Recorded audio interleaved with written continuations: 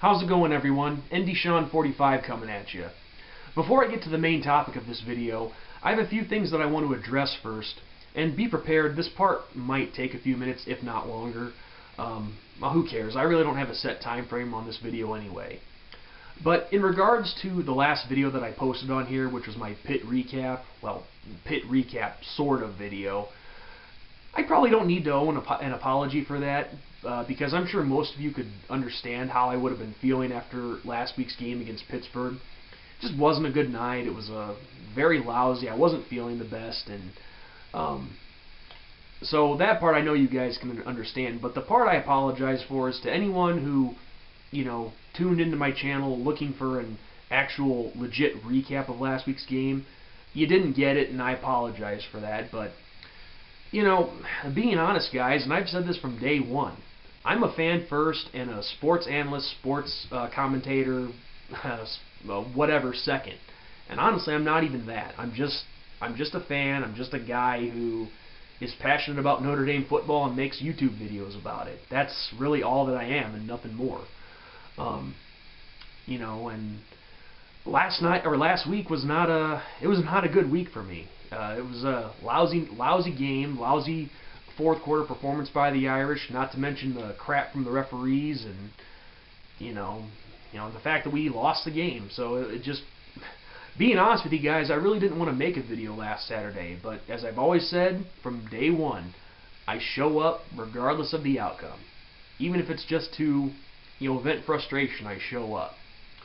But the truth is, I really don't like to make post-game videos like that. It's just the thing is, as I've said numerous times throughout the years, Notre Dame football is a very special time for me, but not just for me, but my family as well. It's always been a big part of my life, and I want this team I want them to do well. I want them to succeed. I want to see them win, BCS bowls and national championships again. I love this team that much. It's a big passion of mine, and some people probably told me that I take it way too seriously because I didn't go to Notre Dame. I never played football for Notre Dame or anything like that. But I don't think you have to be loyal to a university. That's just part of my family and part of my life. I'm very passionate about it. But anyway, going back to that video, just to add on a few more things, since it's been a few days now and I've been able to calm down and process the whole game and accept it for what it is. I stand by with what I said about the Irish's performance in that fourth quarter. I mean, we did not perform well on the field, and there was a lot of coaching mistakes committed as well. But in some of the comments that I've seen on the recap, just to address a few of them. First off, yes, of course, I do not deny that for a second, that yes, the refs screwed us big time. Now, of course, I know a typical Notre Dame hater who trolls YouTube is going to hear that and be like, oh, wah, blame the refs. No, I'm not blaming the refs for this loss entirely.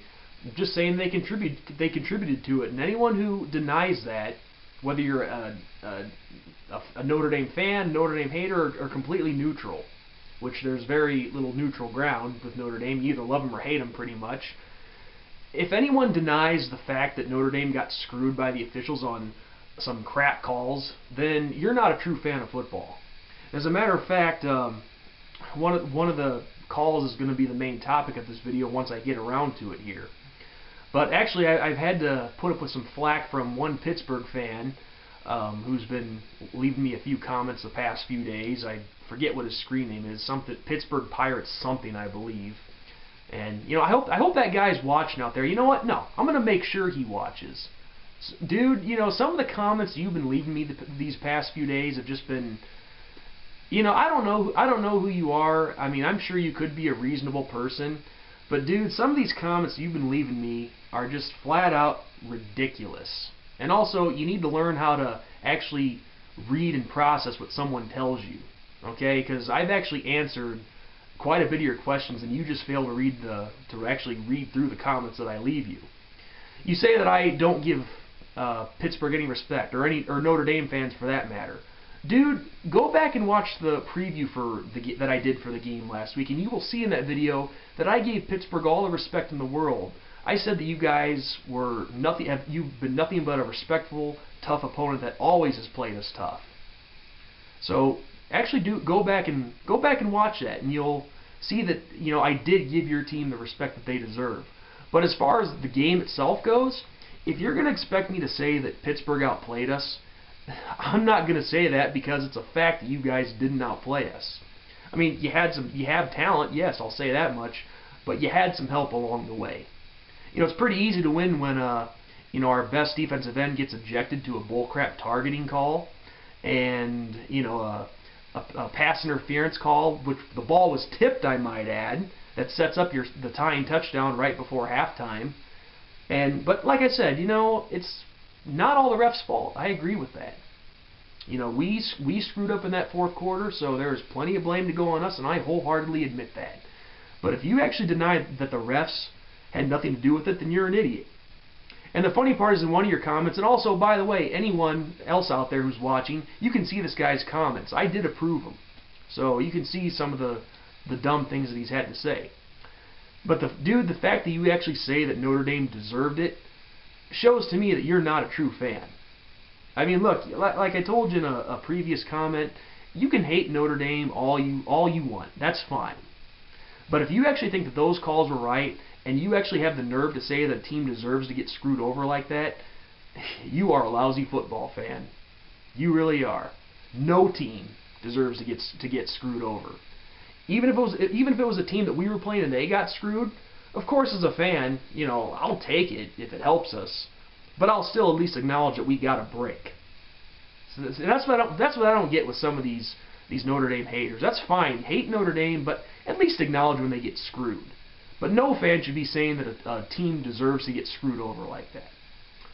But and also, buddy, as far as the comments you made about the Michigan State game, I'm telling you straight here, face to face, or face to comment, however you want to call it. First off, with the whole my situation with Michigan State not making videos about it, get the whole story before you spout off stupid comments, and you'll know how severe it actually was. And number two, for the game itself, I've even told some of my Michigan State friends on here that yes, I agree. Some of those pass interferences in that game should have been no calls. I've even said that, but you don't do your research, so how would you know? But at the same time, like I told you in a comment that I already have posted on the last video, when the defensive backs are groping onto our receivers all game long, eventually they're going to get called for pass interference. And you try to accuse our wide receivers of grabbing onto them in that game. Well, if they're going to be grabbing on us all the way downfield past the 5-yard mark, then yeah, I would be grabbing on too to get them off me, because they're not supposed to be holding me after that. Come on, dude, it's typical football rules that you should know. So I don't know what else to tell you, dude. Just wake up and get some football intelligence. And that may seem like a lot coming from me, but I at least can admit when Notre Dame gets breaks, so I don't know what else to tell you. Just get a clue, man. That's all I can say. But anyway, enough of that, guys. Just move. The last thing I can say before I get to the main topic of this video is, I didn't mean to be hard on the Irish after last week's loss, but it's just like I said before. I'm very passionate about this football team. I want to see them succeed. So if to any Notre Dame fan out there, if I came off like a complete ass, then I apologize. But like I said, I'm just very passionate about this team. I want to see them do well. And last week's game was one that should not have ended up in the loss column. It was ridiculous. There's no reason why these 4- and 5-star recruits that we get should be losing to the likes of Pittsburgh. And I'm not trying to bash Pittsburgh in any way or disrespect them, but I'm just going by fact.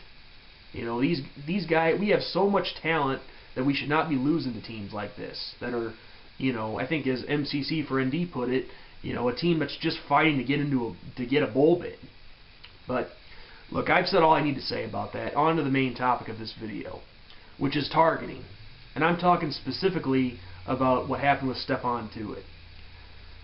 Oh, so many places to start, I don't even know where to begin. Aside from the fact that that call was just one of the most horrible calls in football that I've ever seen, this is not the first time that this issue is going to be discussed, and it certainly won't be the last. But this targeting stuff is getting ridiculous in the NFL and the college level. Now, first off, with that particular play, let's get something straight what targeting actually is. It was made for when receivers who catch the ball come down with it. It's so that the defender doesn't come in and just bam, plow them and try to knock them out of the game. That's what that rule was put in place for. This was not at all like that. This was Stephon Tuitt, our defensive lineman, trying to make a play, make a tackle on the quarterback who was running with the ball. Now, first off, he went in with his shoulder first, which is legal, and he was trying to make the tackle. And Tom Savage, the Pittsburgh quarterback, he ducked his head. But yet Stephon Tuitt gets called for the penalty and kicked out of the game. Are you kidding me? I swear to God, this crap ruins football. It does. I mean, that was just one of the worst officiating calls that I've ever seen. And the fact that the ACC committee actually agreed with the refs is just beyond stupid. Beyond stupid and just a disgrace, I think. And I'll tell you one thing, if this is what we're going to get when we play our 5 ACC game a year slate, then I wouldn't expect this to be the last time we get screwed. I mean, this is just, this is blatant. This is a blatant screw job right there. I mean, I don't know. The only thing I can say with this is, if that stuff is targeting and is going to result in penalty yardage and guys getting kicked out of the game, how do you expect the guy to make a tackle then? I mean, when the quarterback is lowering his head, Tuitt goes in with his shoulder. How is that targeting? I mean, you got a defensive end who is much taller than the quarterback. You're taught from, day one when you first start playing football, all the way back in Pee Wee, youth, Pop Warner, whatever, to get down and hit them low, make the tackle that way. The guy's trying to make a tackle, and he gets penalized for it. Give me a break. That was one of the Look, I'm gonna keep repeating myself here if I keep going the way I'm going right now. Some of you may think, what's this idiot rambling about? But like I said, there's so many things to say about that, how stupid it was, that maybe it does sound like I'm rambling, but look, I can understand where all this is coming from. I mean, in this day and age, everyone's talking about wanting to prevent concussions and head injuries and all that, and I get that. I do. But when it's getting to the point where you're ejecting guys simply for trying to make a play, that ruins the game of football right there. And this crap with target. I swear to God, these committees in the NFL and the NCAA, they're running amok with all this ejecting guys for targeting and all that nonsense. Let them play. Okay? It is a contact sport. Now look, I don't mean to sound cold here. I'm really not trying to, because I can sympathize with all the guys out there, the former football players who have suffered head injuries and concussions and are dealing with the effects today. And unfortunately, we've had some that have felt that they need to take their life to get answers for it. And that's horrible. I can't say enough about that. It really is sad. And I do sympathize with the guys who are having issues with it. I really do. But at the same time, and I'm not trying to sound harsh by saying this, but anyone who plays football knows the risks involved, and they know that, or they knew that when they signed up to play the game. Now look, myself personally, and don't anyone get the wrong idea of what I'm saying here. I am not comparing myself to anyone in the NFL or the NCAA. These guys are top-notch athletes. I'm not, and I never was anything close to that. You know, I didn't even, when I played, I didn't even start. I was pretty much a career backup.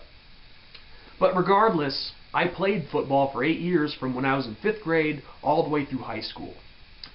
And even though I was pretty much a career backup and not that great of a football player, I'm man enough to admit that, I still saw my decent share of playing time.